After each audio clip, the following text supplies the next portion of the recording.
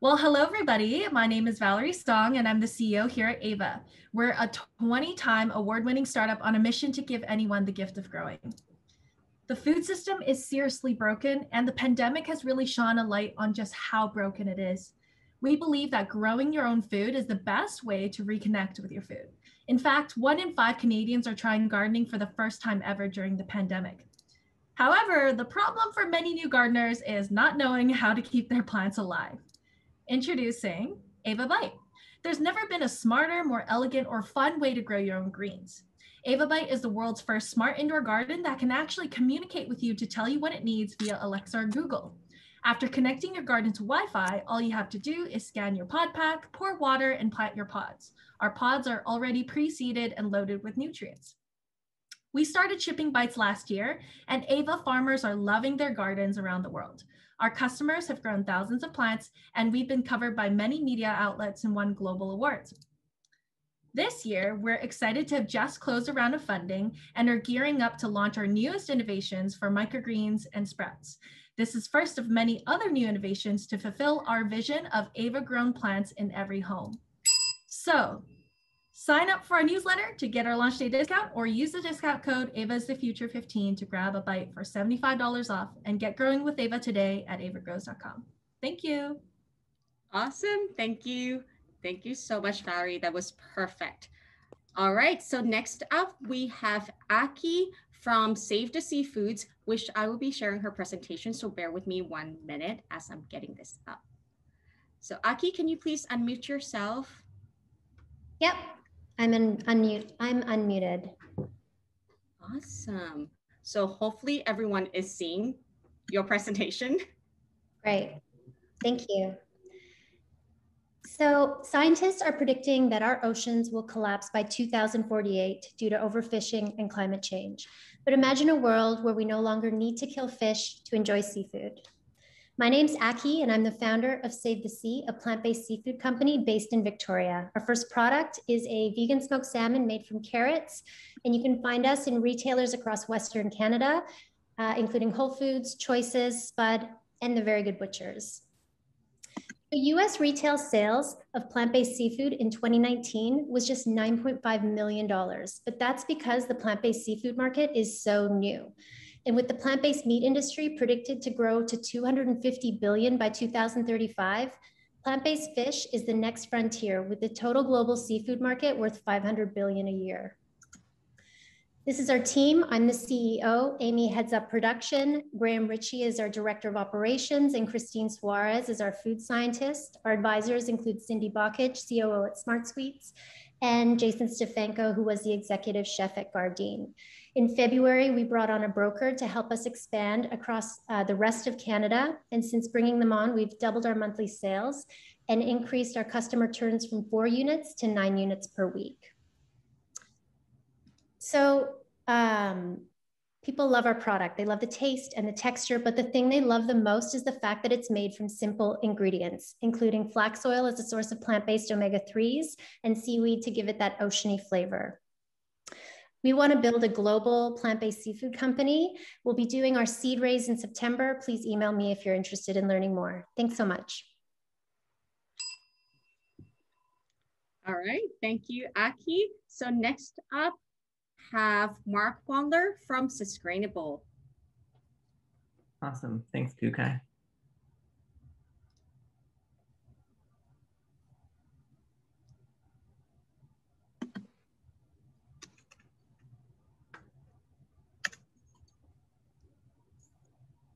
All right. Can you see my screen? It's not a full screen though, Marc. We can see sort of like the notes. So if you can just switch this display. Interesting. Yeah. 1 sec. No worries. So typically if you click swap displays on top on the third, thank you. On the left-hand side, yeah, that's the tips, Zoom tips. Awesome. I love Zoom tips. Learn something new every day. Yeah, so perfect. Swap display, and that should help you with it. Amazing. Okay, here we go. Like many good stories, Susgrainable begins with beer. Vancouver has seen an explosion in craft breweries over the past decade. And with this problem developed, beer waste, otherwise known as spent grain. So we ask you, have you ever wondered about the other half of your beer? In 2018, we asked ourselves this very question and learned that about 700,000 kilograms was being produced daily across Canada, the equivalent of 90 dump trucks. And what exactly are we throwing away? The healthy stuff, mainly fiber, protein, and minerals. Sorry, Marc, I'm going to interrupt there because I think the presentation is not moving and it's not fair. So I'm just going to let you restart again if you can figure out. Are you doing dual displays? Yes, one sec. Typically one screen always works best. Let's do that. Sorry for the tech issues, everybody. There we go. I will start from the beginning again. You got this. Oh, I think I lost everybody though when I unplugged from Dual. I can still hear you. Okay, I can't see my presentation, but I know it. So can you see it? And do you know where it's at? We see it, but it's kind of small. Maybe we share the screen again, and we'll give it one more go. The technical errors is a thing. It has to happen, so no worries about that. No worries. All right, are we back to the beer mug? Is that what you see? No screen share.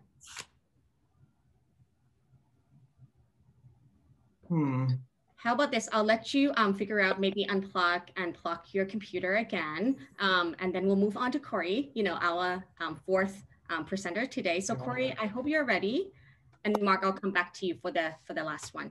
Okay, thanks. Okay, sorry. Yeah. Can you do me a favor, Kookai? I just emailed you with the 2-page deck. I realize it's better if you can have it up, then I can talk at the same time. So. You know what? I got it. So Marc, if you want to email me your presentation as well, I'm happy to do that. So apologies everyone in the audience today. This is a typical thing that has to happen. So here we go. So Kory, whenever you're ready, I hope you can see the full screen. Yeah, I think you just need to put it on full screen, but if that's good enough. Is that good? Sure. Okay, great. We can get started. My name is Kory Zelickson, and I'm the co-founder and CEO of Vejii Holdings Limited.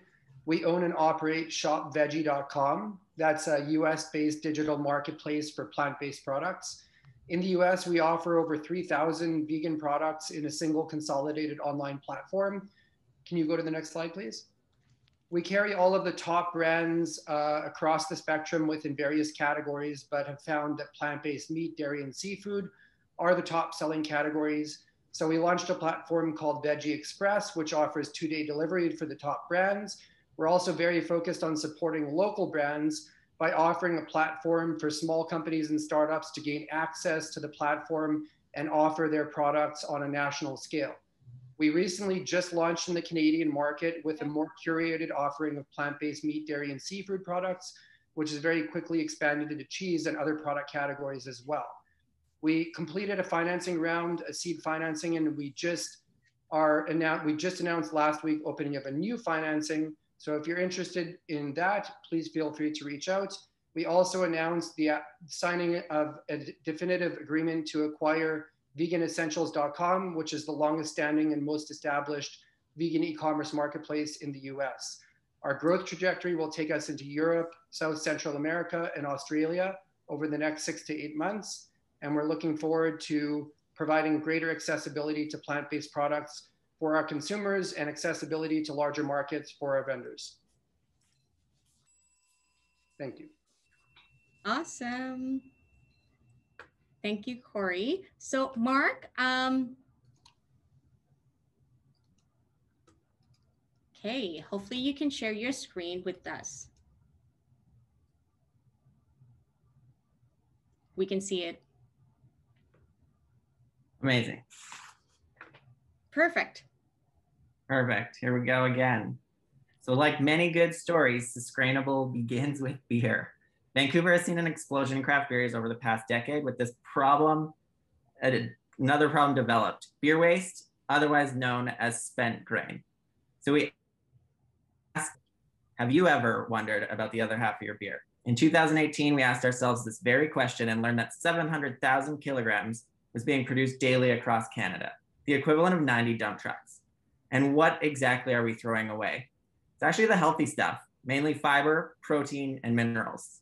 Now, with my background as an exercise physiologist working closely with dietitians, I knew there was another problem that could be solved. Not only planetary health, but people's health too. And so, Susgrainable was born, a 21st century approach to consuming your whole grains, where you get to have your beer and your cookies too. The current process involves using just the sugar barley, but by dehydrating and milling spent grain, we create upcycled barley flour. Upcycled foods is a new food category gaining increasing attention, was named a top 10 food trend in 2021 by Whole Foods. And while a lightning pitch gives me just enough time to give you a taste of what Susgrainable has to offer, attendees today will be getting a promo code to actually be the first to taste our new lineup of retail-ready product launching this coming Thursday. So stay tuned and keep your eyes peeled for this. Thank you. Awesome. Thank you, Marc. Thank you, Aki. Thank you, Valerie. And thank you, Kory, for presenting today. Let me just reshare my screen here. Alrighty, I don't know about everyone, but I'm actually getting really hungry just listening to the presentations already. And, as the lightning pitchers have mentioned, VEF doesn't disappoint. We do have the special offers for our guests today. So please feel free to take a screenshot. We also will be following up with the email afterwards as well with all the details here. So a reminder for our guests today to keep the conversation going on social media. We're on every single platform that you can imagine. If you haven't done so already, please feel free to join and introduce yourself on the Slack channel. The link to join was sent out to you by email this afternoon and is also available on the Zoom chat as well. Also a note here to stick around at the end of the event for a special networking event where we have created a themed breakout rooms where you can meet like-minded individuals. To give you a glimpse of that, there will be rooms based on things like circular economy, upcycle ingredients, just as Marc just has presented there, sustainable food production, indoor farming or gardening, meat without killing animals or alternative proteins, and plant-based movements. So, if there's a particular topic that is calling you out or all of them, please be sure to stick around. So this is it. Without further ado, I would like to introduce you to our panel moderator and VEF board member, Heali Thirlwell. Beautiful. Thank you so much, Kookai. Can you hear me okay? Yes. Perfect. Yeah, good afternoon. Thank you so much for joining us for today's event. My name is Heali Thirlwell. I'm an office broker by day at CBRE, and in my spare time, I sit on the board at VEF. Today, we've brought some thought leaders from the food industry to explore some really exciting topics, such as how to feed the world with a growing population circa 2050, innovations in agri-tech space, sustainability, and also the recent creation of lab-grown meat. Please join me in welcoming our beautiful panel today. We have Matt Anderson-Barron, co-founder of Future Fields, Cole Orobetz, co-founder and CEO and CFO of Alpha Foods, Mitchell Scott, CEO of The Very Good Butchers, and Dhruv Sood, co-founder and co-CEO of Vancouver's very own Fresh Prep.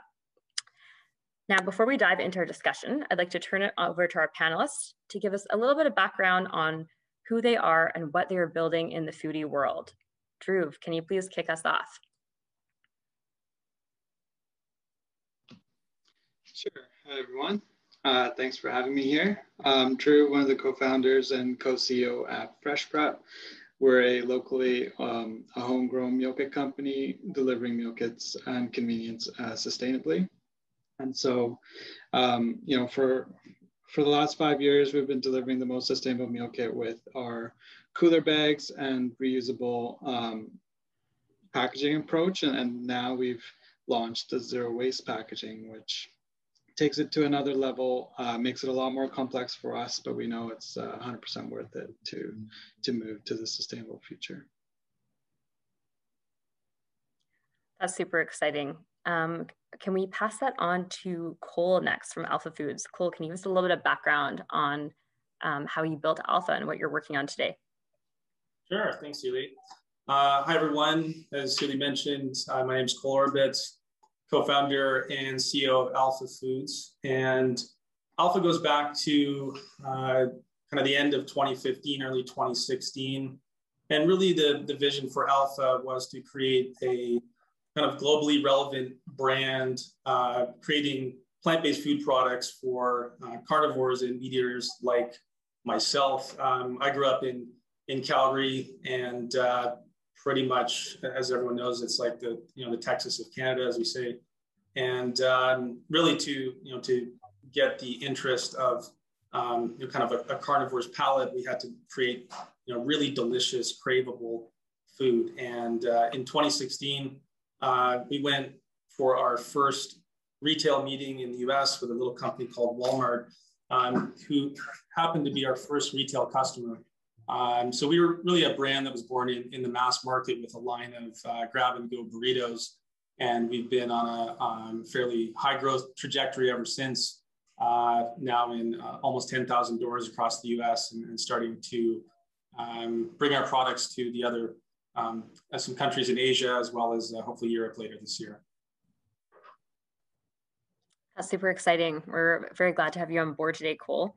Now let's turn it over to Mitchell Scott. If you please give us a little bit of background on the Very Good Butchers and your exciting recent IPO. Yeah, and despite what it says there, I am also a co-founder.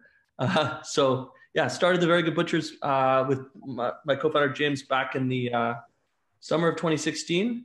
Basically, the Very Good Butchers, we butcher beans. So we create a range of high quality meat alternatives, burgers, ribs, steaks, sausages.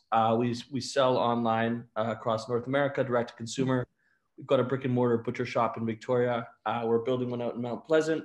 And then we're also in traditional retail. We went public, I guess, almost a year ago now as a very good food company. And yeah, just expanding, growing, and really just focusing on those high quality meat alternatives, high quality plant-based products. Awesome. Thanks for the background, Mitchell. And last but not least, Matt, can you please jump on the line and give us a bit of background of what you were building at Future Fields? Sure, yeah. Thanks, Heali.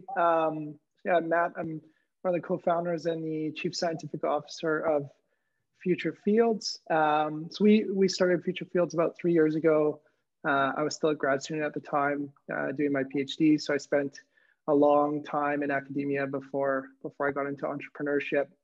And when we started the company, we were a lab-grown meat company. So we were focused on producing poultry products by culturing cells instead of raising an animal for slaughter.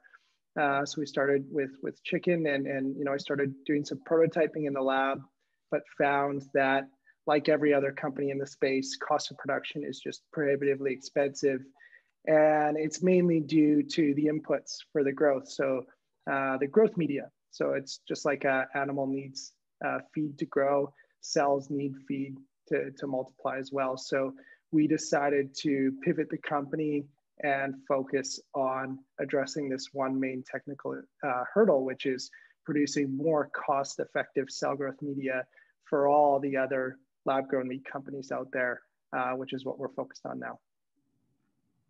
That's so exciting, very futuristic. Thank you for sharing that. Now, before we dive into the actual panel questions, I was hoping that we could do a really quick rapid fire lightning round.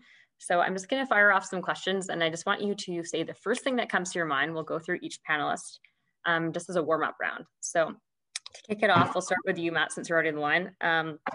If you had to qualify yourself, would you say that you're an eat to live or a live to eat guy? I think I straddle the line depending on my day or what I'm doing. Sometimes I'm just cramming food down just for sustenance, but I also really, really enjoy food. So I know that's not a great answer, but I guess a bit of both. Bit of both. Okay, we'll call you both. Do you eat meat? Rarely, on very rare occasions. Like if somebody, if I go to my mom's house and she makes a dish with meat, I'll eat it, but otherwise I don't. Gotcha. Next question. Do you believe that there will be traditional farms in 2050? Yes, I believe there always will be traditional farms. Interesting. Do you think that hunting is ethical? I think it can be if the hunter makes every effort to use every part of the animal. I don't believe in trophy hunting by any means, but I think if there's a concerted effort to, use the whole animal, then yes, it can be considered ethical. Awesome. And last question for you. Do you believe that food can be medicine? Yeah, absolutely. Nutrition is a big part of keeping people healthy. Awesome. Thanks, Matt. Let's turn this over back to Dhruv. Go through his lightning questions really quick. Sure. I definitely live to eat. I think I'd be a lot slimmer if I lived or ate to live. I do eat meat. I was vegetarian between the ages of 8 and 13. And, we moved here when I was 11. And when we first got here, there wasn't as much in terms of vegetarian, vegan options out there. And so when I started to go eat out on my own, for me, it was like a cost benefit situation where I just couldn't pay the same for a vegetarian meal that didn't taste as good. And now it's part of my lifestyle. So I do eat meat. Farms definitely, I think, will be a big part of our future. They're just so ingrained, and it'll take a very long time to replace that. On hunting, I think that's a pretty loaded question about whether it's ethical. It depends on how you view that. I'd say each to their own for now. And then finally, I do believe that food can be medicine. Awesome. Thank you for sharing that. We'll flip this back to Cole, please. Yeah, definitely live to eat. Sometimes during long days, it's like the only thing that keeps me motivated is a good meal at the end of the day or at some point in the day. Eat meat, yes, I do, but not very often. I think, yeah, when mom invites me over for dinner, if there's steak on my plate or pork or whatever it may be, I'll be respectful and eat what's on my plate. 100% there'll be farms in the future and forever, in my opinion. I don't think that's going to change. As far as the hunting question, definitely a bit of a loaded question. I've grown up with parents that have been hunters and put food on my plate. So again, I can't knock it, but I think that sport hunting and trophy hunting is probably not ethical. And I know that there's a lot of people that need to hunt to feed themselves. So again, to each their own, I think is a good answer there. And yes, food as medicine, 100%. I've seen that in the last 10 years, more so focus on food as preventative medicine than ever before. Before I started Alpha, I spent a number of years on the venture capital side. And I started to see around 2011, 2012, just going through the conference circuits and whatnot, that there were more and more speakers and companies focused on food as medicine as opposed to kind of treating illness on the other side. So yeah, food is medicine all day long. Awesome. Thank you. Last but not least, we'll throw Mitchell into the spotlight. Yeah, definitely live to eat. I tend to eat a lot of the same things, but yeah, live to eat. Do I eat meat? Yes, plant-based meat. So yeah, 100% vegan. Will there be farms in the future? I'm sure there will be. It'd be great if we could get rid of factory farms in the next 30 years or so. I don't know if it's going to happen. Is hunting ethical? No. Do you believe that food can be medicine? Yes. Awesome. Thank you for going through the lightning round, everyone. We're going to dive into our actual main discussion now. So I've kind of broken this into 4 main topics. We have sustainability, that's kind of plant-based and vegan questions. And then we have some future food questions. And then we dive right into lab-grown meat. So I'm going to kick us off with the vegan questions, just because you have so much interest in this area. Now, I know that a lot of consumers are becoming a lot more conscious about their eating habits, both from the animal welfare and also sustainability perspective. according to my own research, I read that about 14% of the world's population identifies as vegan or vegetarian or plant-based right now. I was kind of curious if someone on the panel can answer for me about what percent of Canadians right now are vegan or mainly plant-based. Feel free to jump in if you have a stat. Yeah, I think probably around 5%. It would be fully vegan would be a single digit number for sure. I think out of our customers, around 6% identify with vegan or vegetarian, but we have a lot of flexitarians as well. So our vegetarian meals do sell a lot more than that, around 30%, I think. Oh, wow, that's rising. Would you say that you've seen a rise in overall plant-based consumption, Dhruv? Yeah, definitely. Even over just the 5 short years that we've been running, there's been a lot more interest in our vegetarian vegan meals. How about the other panelists? Have you seen overall uptick in that trend? Oh yeah. Go ahead, Mitchell. Yeah, I was just gonna say, so I grew up, vegetarian, and there was, one thing on supermarket shelves. Now there's, 20 plus. It's great. I think especially over the past 5 years, it's really accelerated. And in terms of like percentage of the population, I think it also really depends on what subset of the population and where you are. Like I know a year or two ago, there was this report that like BC millennials were, 20% of them were vegetarian or 30%, or, every year there's kind of a different stat getting thrown around, or they're, 60% are open to eating, less meat or trying plant-based meats. So I think it really is a growing movement, especially in the younger generation, I guess. But I think it goes across all ages and demographics to an extent. Yeah, I would agree with that. We believe that the addressable market for Alpha's products, it represents about 60% of the total market size in the US. And I would imagine it's fairly similar in Canada. Also, regional is important too, probably more here in BC, especially Lower Mainland than maybe the middle of Saskatchewan. But it is growing. And I think we're also seeing a number of our first investors were actually, oddly enough, career oilmen from Calgary whose doctors had told them to reduce their cholesterol. And these are people eating steaks their entire lives at the Petroleum Club every lunch. And when they tried a product that they liked, they didn't really understand it, but they enjoyed it. And their doctors also told them to eat it. So they wrote a check and also started, becoming interested in plant-based food products. And even my Nana is now sending me articles about plant-based. So I feel like the awareness, especially definitely in the last 5 years, but more so in the last 3 years, even after COVID, for sure, has really rapidly increased. Yeah, it's certainly rising. Do you want to share with us what is currently on trend or what's coming next in the plant-based space? I'd say the big buzz right now is around seafood. That Netflix documentary Seaspiracy came out a few weeks ago, and everyone's talking about it. And it kind of, as a new documentary comes out, different portions of it come into the spotlight. Obviously, plant-based dairy was, a good 5-6+ years ahead. Plant-based meat is really having a moment right now. I think plant-based cheese is going to have a moment as well, or if it isn't already, it's going to continue growing. What are you seeing on trend, Cole?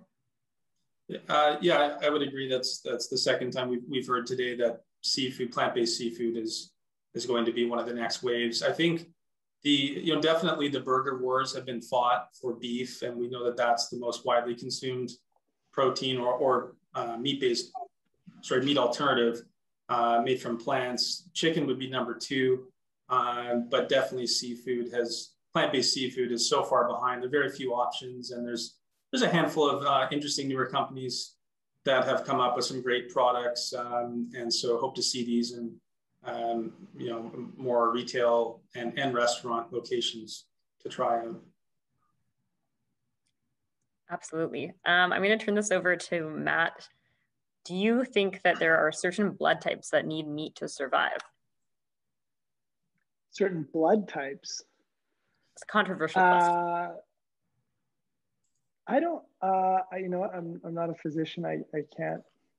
I don't know if I have a educated answer for that, but I would say no. I mean, I don't think I don't think you need meat to survive. I think we can, you know, if you look at the macronutrient content of what you need to be healthy and survive, you could get that from plant-based sources or you know, not, you know, I guess the short answer is no. I don't think you need meat to survive. I'd be surprised if that was true with any individual. I mean, even, you know, I know there's a lot of talk about, you know, iron levels with certain vegetarians, or if you cut out red meat, but you know, there's plenty of iron rich plants. So yeah. Awesome. Now I'll put this out to the whole panel, but I'm curious to know what is considered the largest barrier to a consumer becoming a vegan, and also what solutions thought leaders are presenting to make it a bit more accessible and enticing for the average consumer.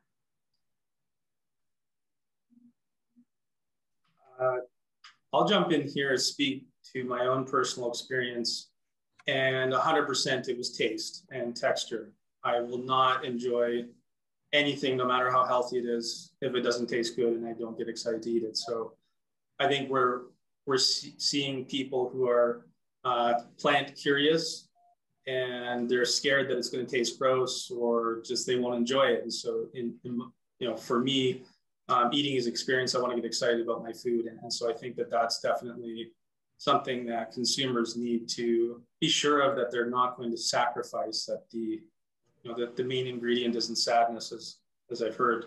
That they can really enjoy a meal and maybe tell their friends about it, or possibly even not even know that they have eaten a plant-based product, and they're thinking that they have eaten meat. And so we've had that response to a number of our products throughout the years. So I think the experience of eating is super critical, and then obviously accessibility. If they can't find it, they don't understand how to make it. You know, those are all factors. But for at least from our experience and our perspective, it's definitely, if it doesn't taste good, let's not show up. Yeah, I totally agree with that. And I think a lot of people have kind of misconceptions. You know, everyone's had a bad experience with a veggie burger over the past 20 years. I mean, there's those ones you used to have to put in your toaster, and maybe I've had more than others, but I think a big part of it is, you know, now plant-based food, it tastes so good. And that's one of the reasons we rolled out this vegan butcher shop idea or concept, was to show it in an approachable, accessible format that people are familiar with. So you can go in there, have a juicy burger, have a poutine, mac and cheese, you know, all this plant-based comfort food. And you don't have to feel like you're sacrificing anything or giving something up. You can still have, you know, a steak or a ribs or whatever. So I think, yeah, misconceptions and availability is also huge as well. It needs to be where you are shopping. Awesome. I appreciate the feedback. What do you think, Dhruv? I think in Western diets, there's not as much focus on vegetables. The meal is always focused around the meat. And so when it comes to like the common cook preparing a dish, there's a lot of focus on how am I going to dress this meat? And how am I going to cook it? How am I going to, which form am I going to consume this meat? Whereas the vegetable is just a side that's thrown in there, just, you know, doesn't get the attention. And so I think that mentality has to change. I think, you know, bringing in plant-based meat is one way to address that. But then, you know, vegetables themselves have the nutrients we need, and we can eat a vegetable-rich diet and be healthy. And so we just need to bring the vegetable to the forefront, right? Like in India, you know, I left there when I was 11, and about 70% of the population is vegetarian. And even the ones that are non-vegetarian, you eat meat once a week, once in 2 weeks. It's not part of every meal because nobody thinks of it that way, right? And the vegetable is the main dish, and it's dressed in, you know, 100 different ways to be that main dish. And so I eat meat here most meals, but I know when I go home, I eat a vegetarian meal and I don't even think twice about why there isn't meat in there. Like it's just a normal meal there. So if people could start thinking like that, I think that would really support it. Otherwise, you know, taste definitely is a big deal, but even buying a meat alternative there's big barriers around it just because of the mentality of how people consume. changing the context that we see it in. That's an interesting vantage point. Matt, do you want to chime in with what you think the barriers are? Yeah, I mean, I think these guys all made great points, you know, in particular what Dhruv said about, you know, the mentality that here in Western cultures that a meal is not complete without, you know, a slab of meat on it. You know, that's the kind of thing that's pretty difficult to change, you know, human behaviors.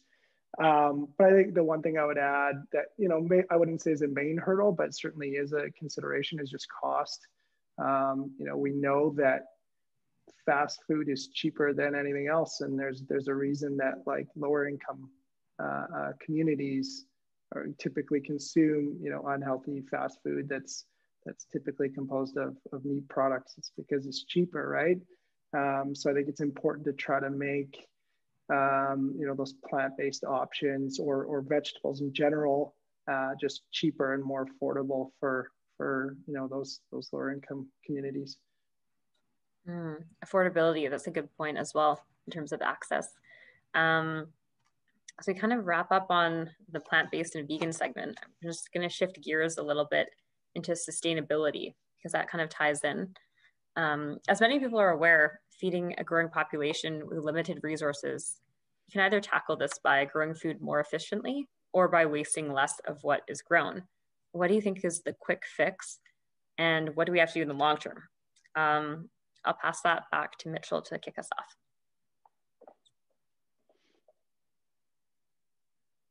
Sorry, I lost my mute button. I think we need to be more efficient. I mean, we're taking these animals, we're feeding them a bunch of things that humans could be eating.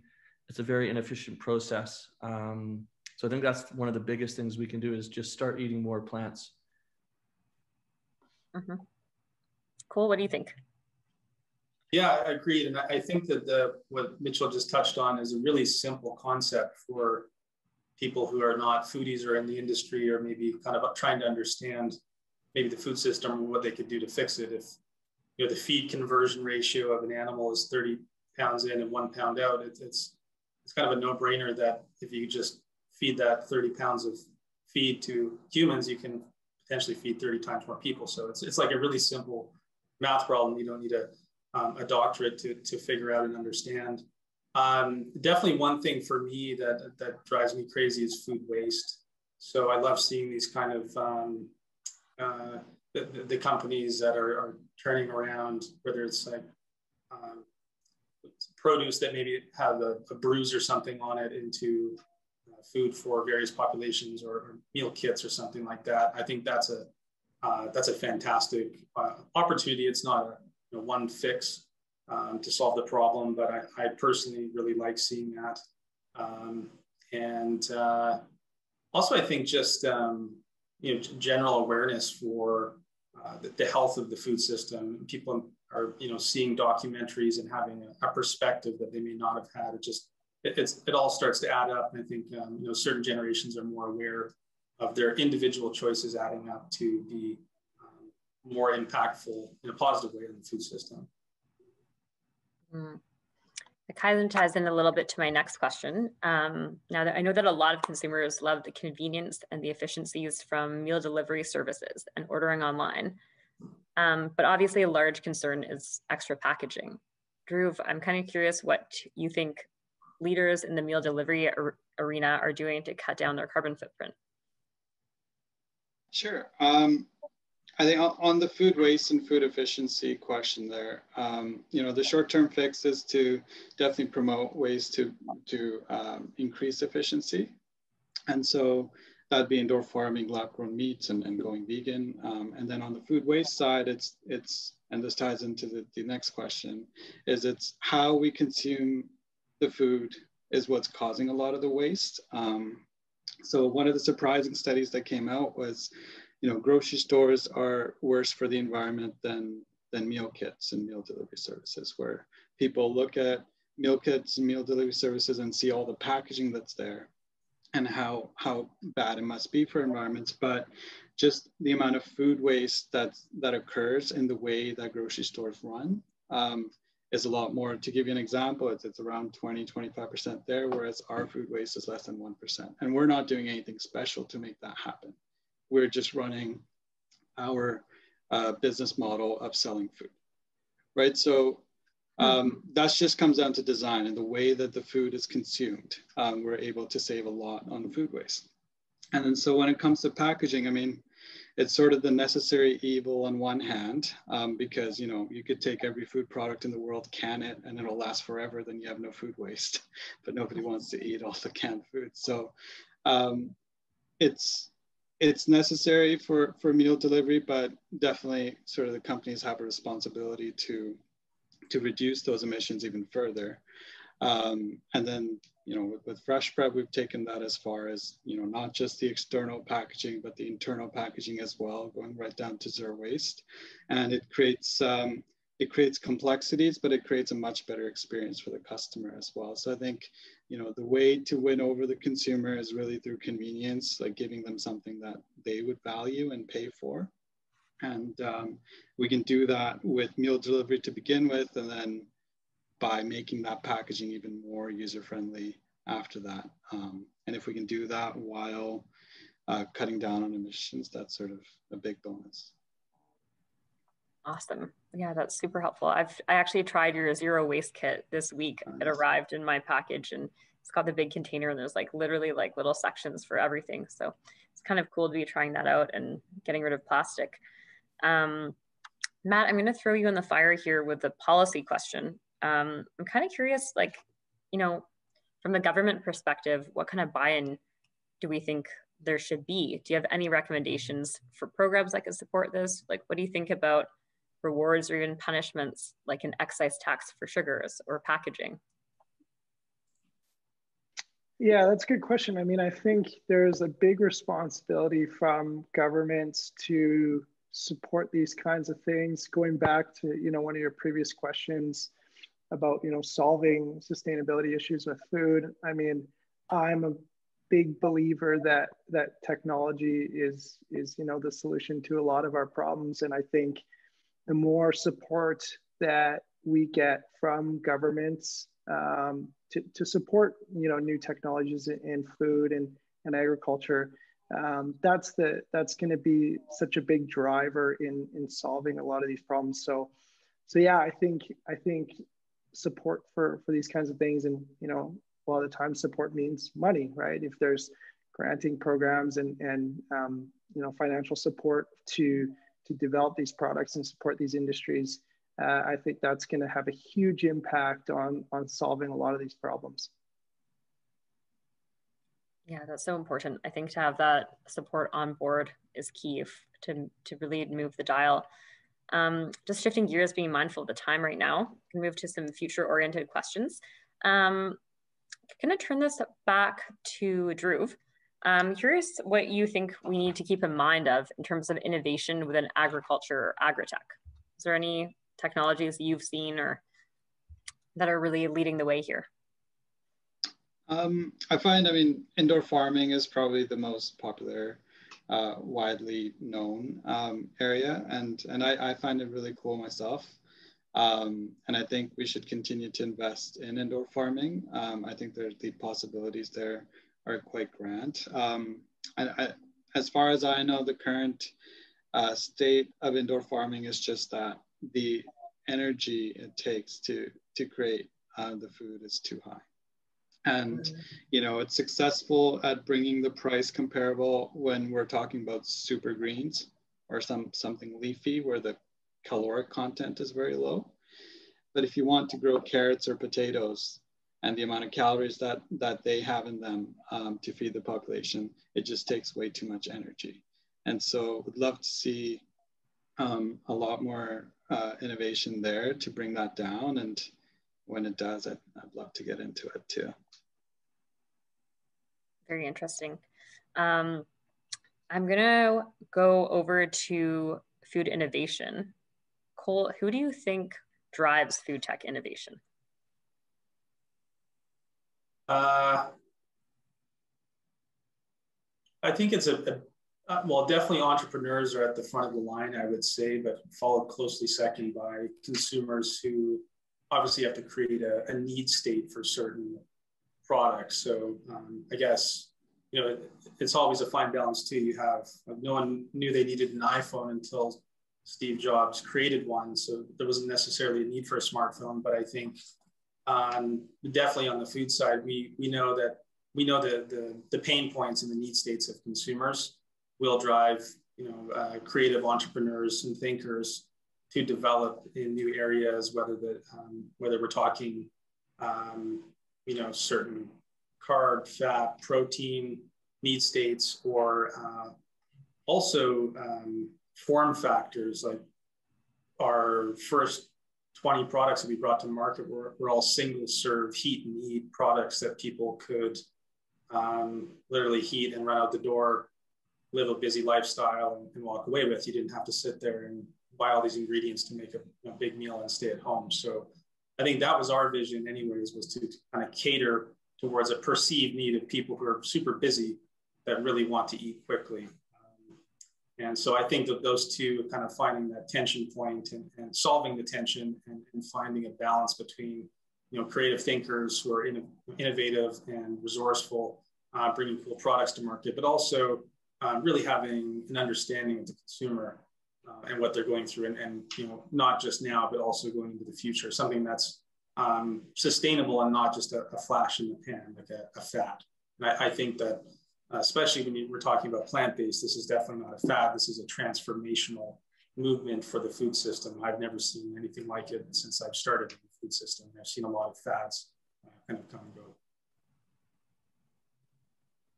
Yeah, it's definitely shifting really quickly. For a bit of contrast here, Matt, do you mind telling us a little bit about lab-grown meat? To, you know, maybe you could describe this to an average consumer who's never tried it or heard about it before. We're curious to hear how it's produced, and also when can we expect to try lab-grown meat? Yeah, I mean, lab-grown meat is basically this exact same meat that you already know, but it's produced without, you know, the need to raise an animal. We're basically just taking the cells from the animal and otherwise producing the same meat, just without the animal. So the way it's produced is you take cells from an animal. It's very much like a standard muscle biopsy. So, you know, in terms of harming any animals, there really is no harm. And even, you know, because of the immense proliferative capacity of cells, you can take one muscle biopsy and produce, you know, theoretically tons and tons of meat from it, just because of the way cells divide. So you take a muscle biopsy and you. So Matt, I'm curious, at this point, lab-grown meat, a pound of chicken equivalent, what would that cost today? With the price of the feed and yeah. That's a good question. It really depends on the individual company and their own process. But I think some of the leading companies have said that they can produce things for like under $100 a pound, okay, which has come a long way. You know, you think about the first lab-grown burger back in 2013. So 8 years ago, it was like $300,000 to produce. So, you know, there's been exponential leaps and improvements in cost efficiency already. But there is a company that's already selling them in Singapore. It's a company called Just. I think they sell theirs. It's like $30 for 4 chicken nuggets. So, you know, it's pretty pricey, but it's not outrageous. So yeah, cost of production is certainly like one of the key hurdles right now, which, you know, is why my company exists, is to try to make it more cost efficient. And the feed that you're talking about, what's that exactly?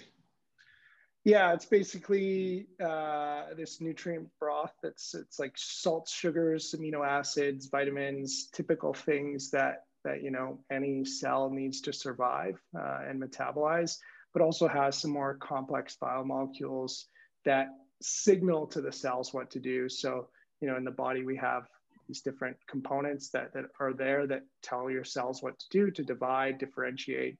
And so we add those as well to the growth media for the cells. Yeah, cool. That's interesting. Do you think that lab-grown meat is the viable solution at mass scale if we can develop some economies of scale? Oh yeah, absolutely. I mean, I wouldn't be doing what I was doing if I didn't believe that this was a real solution to sustainable protein production. I think long-term, you know, when it first comes out, it's going to be, you know, a niche product. But I think long-term, the idea is that lab-grown meat will be this more commoditized product that kind of replaces everyday meat. And then, you know, you'll still have the traditional farms where that's going to kind of be the more high-end type of product. So I think the goal is to phase out and eliminate the need for something like factory farming with lab-grown meat production. Very cool. One more question I have just about this biopsy. Like you mentioned that, you know, with lab-grown meat, animals aren't harmed in the process, but then you mentioned that you do have to take like a biopsy of some muscle tissue. Is it possible to do this without the animals like really being harmed at all? Is it a tiny incision, or like how much is it, you know, one chicken dies for 1,000 pounds produced? What's like? Yeah, I mean, the animal doesn't need to be killed in the process. It can be done, you know, you take a very, very small amount, like, you know, the size of a pinhead kind of thing, and you can do it under local anesthetic so they don't feel anything. And again, like I mentioned earlier, because of the immense proliferative capacity of cells, there's not a need to go back to the animal and get more cells every time you want to make meat. You can just establish this culture and produce, you know, tons and tons of product from an individual biopsy. That's very interesting. I'm kind of curious to hear one last question on this from Mitchell and Cole. Do you see lab-grown meat as like a competitor down the road to your products in the plant-based space? I don't know. I'm super excited. Can't wait to try it. I think the potential risk for lab-grown meat is if plant-based meat gets to such a point where it's like indistinguishable from meat, then do we need lab-grown meat right? Because we'll be making it out of potentially cheaper ingredients, at least in the short term. I think at the end of the day, there's still going to be a pretty sizable group of consumers who don't want to try lab-grown meat or who are tentative at first. So yeah, I don't really see it as competition. I'm excited to see how it progresses. And yeah. Yeah, I would generally agree with that.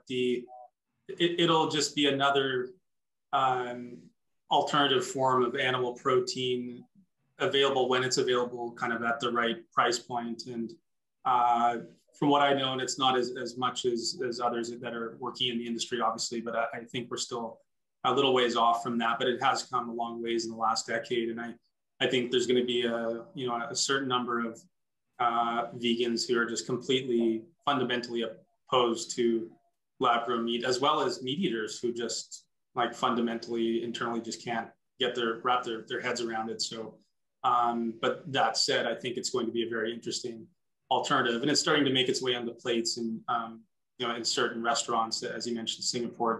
We know their nugget has caused a lot of buzz. So time will tell, but like I think the first Impossible Burger cost like $30 to make, and now it's out there at Burger King. So obviously with scale, costs come down, and as does acceptance. So I think it's a matter of time, but there's a lot of money going into this space, a lot of science, a lot of smart people, and really cracking the code on cost and availability will be a huge driver for pretty much everything, but especially this part of the alternative protein space. I just got a question from our audience, if you don't mind me diving in. Thank you, Frank, for your question. Frank is asking he says that the plant-based movement has been largely based on sustainability, and in some cases it is highly processed, and that nutrition has been left a little bit behind. Do you think we'll see the transition evolve from plant-based that's more sustainable and tastes good to plant-based that's highly nutritious and possibly event functional food, where food is medicine-like?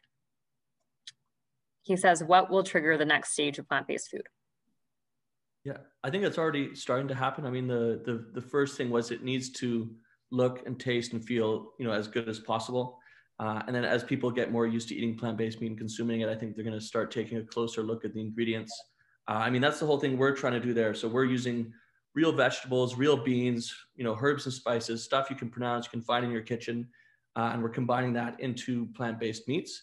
With nutritional profiles that are better than their meat counterparts. So I think it's starting to happen, and I think it's going to continue to happen. Yeah. Awesome. I think, sorry, go ahead. I guess I'll jump in here. I think this is a pretty common question that comes up, and I view plant-based on a spectrum. There's obviously kind of lentil bowls and like raw vegetables. For me personally, that's not exciting. I'm not going to get excited about a lentil bowl, but that's just who I am. I know there's a lot of people that eat kind of very raw food, or just kind of more call it vegetable forward, vegetable centric meals. And then there's I would say, especially for some of our consumers who are really looking for an authentic taste and texture kind of meat replica experience. And there is an amount of processing that goes into it, which is essentially combining ingredients and cooking them, and out comes something that is familiar in its format and kind of texture. So I think it really depends on someone's journey towards plant-based, but I think getting them over that line and kind of to cross the bridge into being receptive and open to plant-based will then will then open the door to kind of further scrutiny of what nutritional profiles and things maybe are important to them, and that will obviously kind of force the plant-based companies to evolve and adapt to consumer nutritional demands and trends. Awesome. We have a couple more audience questions, if you're okay if I keep bringing those forward. We have one here from our president, actually. He asks us, what is the commercialization status of lab-grown meat? Can we buy it today? And what are the near-term challenges to scaling the technology? Yeah, so like I said, there's, it's slowly starting to come out. In Singapore has approved the sale of the Just chicken nuggets. In Israel, there's some more activity. One of our customer companies, they have their own restaurant, but my understanding is they're not selling it. It's more you can book tastings, and obviously, those kinds of availability is very limited. So I think, within the next year to 18 months, you'll see more of that, where you have very limited release in, maybe some niche restaurants, probably at, pretty high premium. It's going to be, a good 5-7 years before you see anything in a grocery store where it's getting close to a commoditized product, but it's going to become more and more available. Like I said, I think starting next year, just in very limited quantities.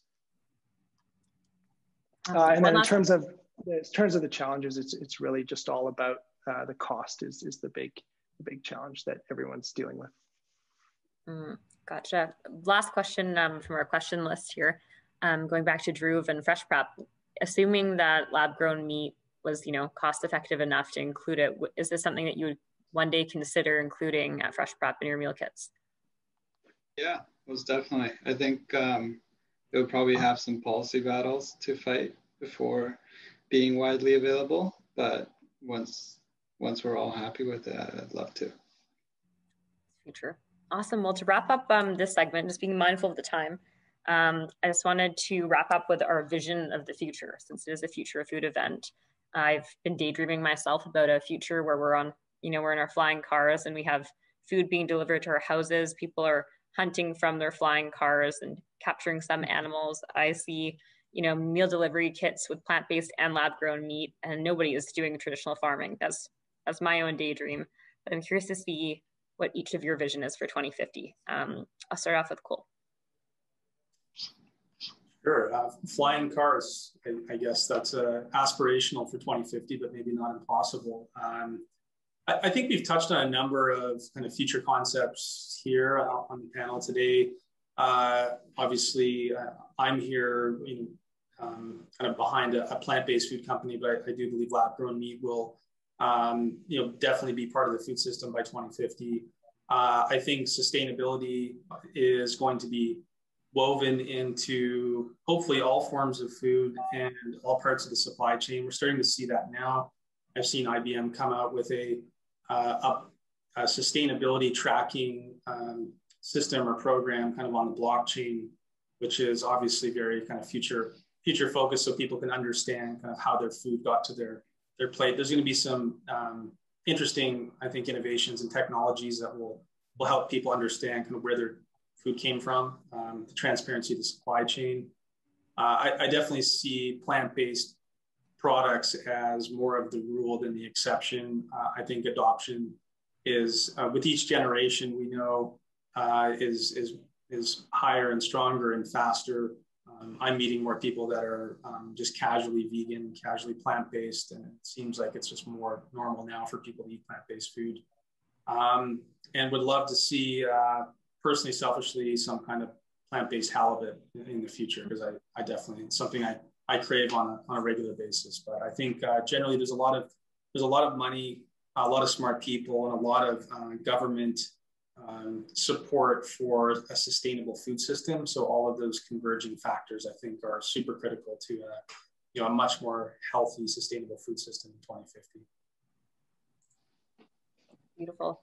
Pass it off to you, Dhruv. How do you see the future of food in 2050? Sure. If I were to dream about 2050, I think, indoor farming, lab-grown meats, greater inclination towards plant-based diets would, I think, be ideal. Most concerned with overall global warming.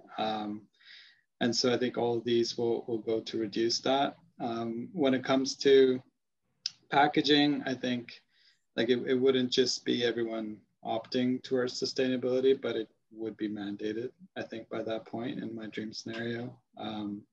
By then, there would be no option to be hurting the planet while delivering food, and the technology would catch up to be able to make that serviceable.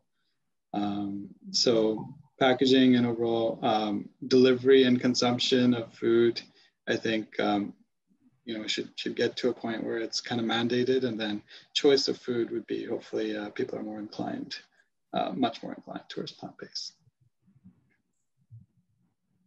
Mitchell, what is your vision of the future? Yeah, I think it's going to be basically animal-based meat and animal-based products are going to be the alternative in the future. So that's it. Butchering beans. I like that. And finally, Matt, how do you see the future of food? I guess a small anecdote about flying cars since it came up. I think I heard Elon said that one of the latest versions of the Roadster is going to be able to hover like 6 feet off the ground. So we're not that far from flying cars. But yeah, I think these guys have covered, basically everything that I would have said anyways. The only thing I would add is, for me personally, a lot of my motivation is, and we might not get there by 2050, is a future where we no longer need to treat animals like expendable machines to feed the planet. So for me, that's kind of what I'm hopeful for in the future. I love that. I definitely feel motivated and inspired to eat plant-based tonight. Definitely going to be going that direction. Before we go into our final breakout rooms, just wanted to give a big thank you to each of you for participating and sharing all of your insight. This is a really exciting discussion, and we're really excited to have you on board next year, where hopefully we'll have an in-person event post-COVID and we can try some of these different foods. I think that'd be very fun and an Iron Sense chef kind of platform. But yeah, thank you so much, everyone. And we will pass this into breakout rooms around certain topics now. Thank you. Great. Thanks, everyone. Thanks, everyone. All right, Matt, the race is on to get the lab-grown meat to us by next year. Yeah, hopefully we'll be able to bring some samples. Awesome. Well, as an active investor who's watching the space closely, I can assure you the movement of future of food has exploded globally. There's 3.1 billion that went into alternative proteins just last year. It's 3 times more than 2019. And so, investors, entrepreneurs, we're hearing, from the leading VC tech companies today, and I hope we can continue the conversations. So let me just share my screen for the next exciting part before we do the breakout room. Alrighty, so thanks again everyone for joining us today. And I just wanted to give a quick plug to the next online forum, which is on May 18th. It's the Trends in Digital Health, and we already have some of the leading panelists that have confirmed as well. So please watch out for this event, and the registration will be open later this week. All right, so we will place you randomly into the breakout rooms. Again, rooms will be open until 5:30 p.m. And as I mentioned earlier, we have created some of the theme discussions going on. So you can, move around and change the rooms anytime, but, just be mindful that there will be sort of a theme, sort of a facilitated discussions going on. And hopefully our panelists will stick around, and, our lightning pitches might be there as well. So I will hand it over to New Ventures BC to help us into the rooms.